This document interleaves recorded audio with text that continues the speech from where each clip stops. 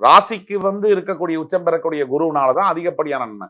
அப்ப நீங்க ஜூன் வரைக்கும் நீங்க வெயிட் பண்ணணும். ஜூன் 2ஆம் தேதி தான் உங்களுக்கு நல்ல வாழ்க்கை அப்படிங்கிறது ஆரம்பமாகும். அதே மாதிரி சனீஸ்வர பயிற்சியை நம்ம முதல் 3 மாசத்துலயே வந்துருது. உங்களுக்கு 2 மாசம் முடிஞ்சு 6ஆம் தேதியான மார்ச் 6ல வந்துருது.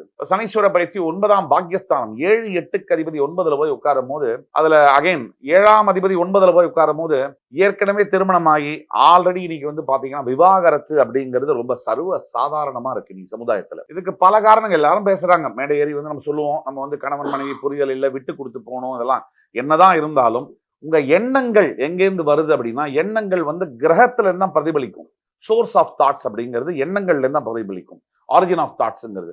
அப்போ ஒருத்தன் இப்படி நினைக்கிறான், நான் பேப்பர் போட்டுட்டு இருந்த வீட்டுல, ஆனா இந்த இந்தியாவோட ஜனாதிபதி ஆகும்னு ஒருத்தர் நினைக்கிறாருன்னா அந்த எண்ணங்கள் எங்கிருந்து வரும்? பிறவியில வரக்கூடியதுதான் அது. அது செய்யலாம் முடியாது. அப்ப ஒருத்தருக்கு அந்த எண்ணங்கள் வரணும். நல்ல எண்ணங்கள் எங்கிருந்து வரும்? கிரக மாற்றங்களை வச்சுதான். அப்ப 7ஆம் அதிபதி 9ல போய் உட்கார்ந்தாருன்னு சொன்னா ஏற்கனவே புகை பொங்கிட்டு இருக்கிற ஒரு வீட்டுல இந்த மாதிரி காலகட்டங்கள்ல கடகராசியில் இருக்கக்கூடிய கணவன்மார்கள் மனைவிமார்கள் சற்று அமைதியாக இருக்க வேண்டிய காலகட்டங்கள்.